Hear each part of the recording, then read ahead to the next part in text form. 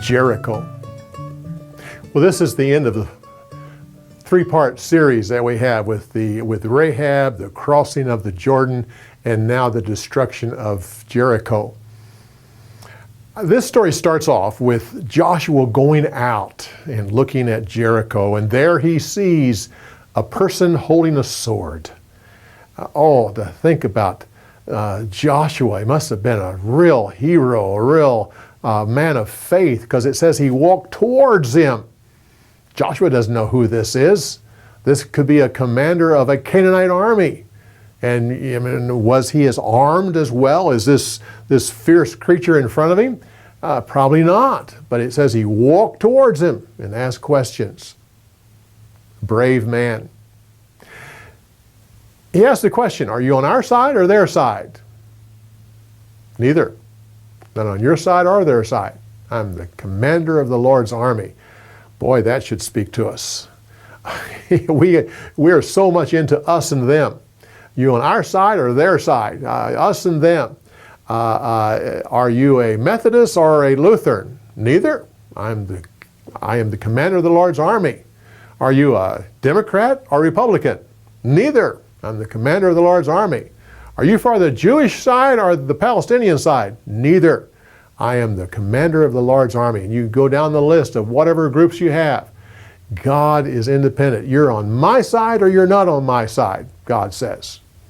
If you conquer Jericho the way I say, you will have victory. But if you go to Ai and do it wrong, then you will be defeated. Something that we need to remember.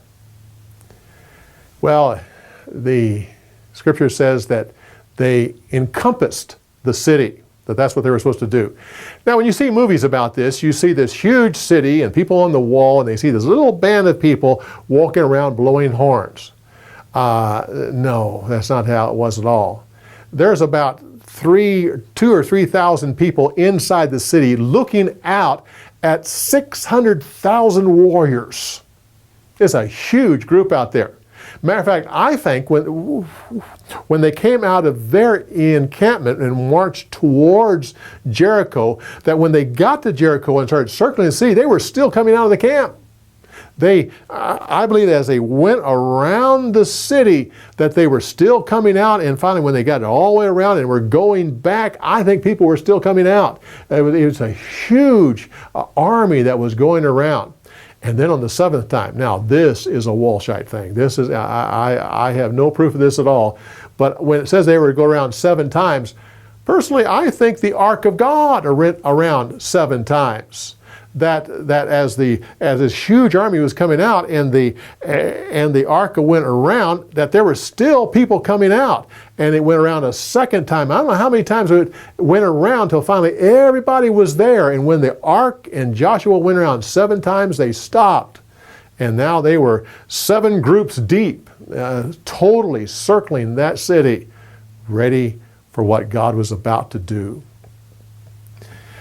Well, now we get to the 2 walls. You have the outer wall, a space about 15 feet, and then the inner wall, all built on top of a rock foundation. In a normal army, this would be so impossible. Matter of fact, the thing they really needed was strong gates, which they had. They were set for a siege. It would be hard to get in that city. But the way God did it, when the walls came down, they collapsed down and fell outward, forming a ramp.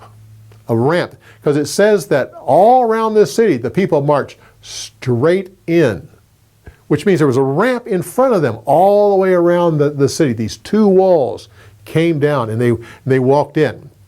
Now, how many people they killed? Well, we know that all of them were killed, but how many people were on the wall? And you think about this.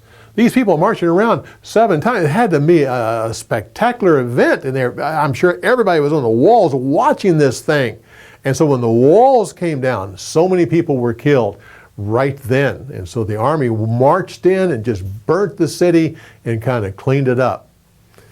We think about the catastrophe here, about that God wanted everyone killed. And we think, how could God do that?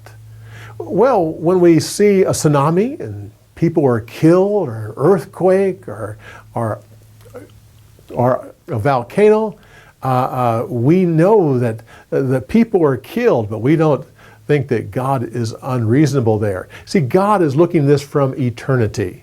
He knows everyone's going to die. Actually, of Israel and the Canaanites, they all died, every one of them. Some died sooner than the others. But from God's perspective, this was such a small little piece of time that was the difference between the people at Jericho and the people of Israel, because they all died.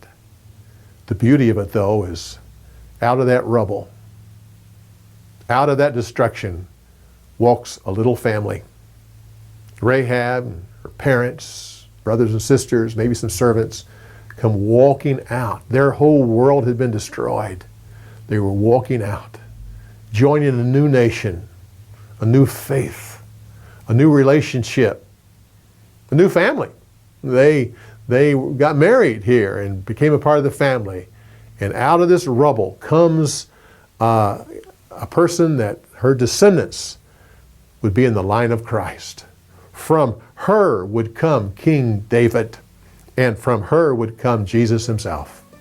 That's the beauty of this story. We'll come back when we give you more insights on the story.